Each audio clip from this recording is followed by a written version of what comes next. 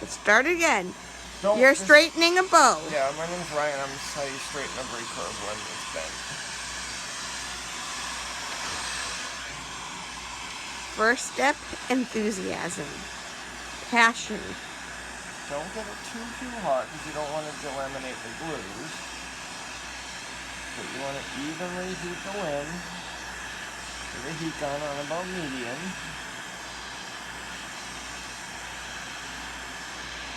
Work it back and forth. Back and forth. What you want to do here is not overheat it, but you want to heat it just enough that the glue and the epoxy in the limb softens. So you can counter twist it and then have your partner ready with ice and you counter twist it and then make it reset, hopefully so it's straight, but you want to almost overdo it. In case any twist comes back, it comes back straight. And just work it. Not too close to the finish. Back and forth. Don't burn yourself. What we're working on here is a 1969 Bear Grizzly I received via eBay with one seriously corkscrewed limb. And we'll straighten it right out. Not a problem. So it's getting to the point now I'm going to need my partner. We're getting kind of hot. So she's going to have to put the phone down. And I'm going to apply. Yep. We're just about there. I'm going to have to apply some counter twist. What I always do is mark off with an arrow which way to twist so I don't forget. And after it's set, you want to wait 10 minutes and string it and leave it strung overnight.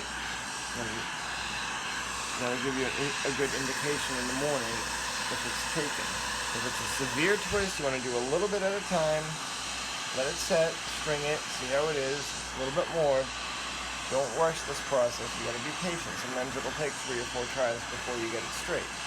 But I've had some that have really looked corkscrew shaped that have actually gotten back, and I've shot several arrows through and I've not had an issue. So this one is nice and hot. You want to keep a couple inches away from the heat gun. Constantly move it. People use heated paper towels, heated dishcloths. I find this method to be the best because it's very direct heat, it's faster, you just want to keep the bow moving. And once it's pretty hot to the touch, you're going to go ahead and shut your heat gun off, and then you're going to counter twist it in the direction of your arrow, and then at that point your partner is going to take the ice cold rag and she's going to cool the limb down. And what that's going to do is kind of flash cool the epoxy and try to cool it down quick. So when the epoxy re-dries, it'll hopefully reset the limb in its place. Just go down a little further, please. There you go. Okay. Give it a good twist. Okay, can you check the temp of the limb? Is it getting cool? No. Okay, just re-grip it. Re-twist it. Sometimes you just want to kick it like that a little bit. Come down a little further towards me. There you go. Alright, why don't you just let the paper towel just set right on there. Okay, let's see how we did. Okay, we're cool. Well, I'm going to give it a visual, but you really can't tell until it's strung, which is what people mistake all the time. But as it sits right now, it's still a little kinked. We're going to probably have to redo it again, but we did make progress. So I'm just going to kind of let that sit for a little bit, and then I'll whack it again in like 10 or 15 minutes once the epoxy gently dries, and we'll see where we're at.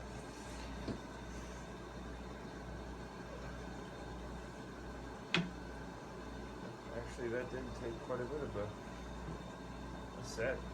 Sometimes it'll take 3 or 4 tries.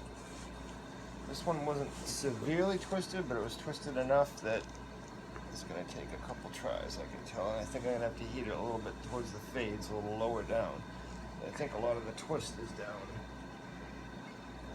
near the riser because the tips look pretty straight.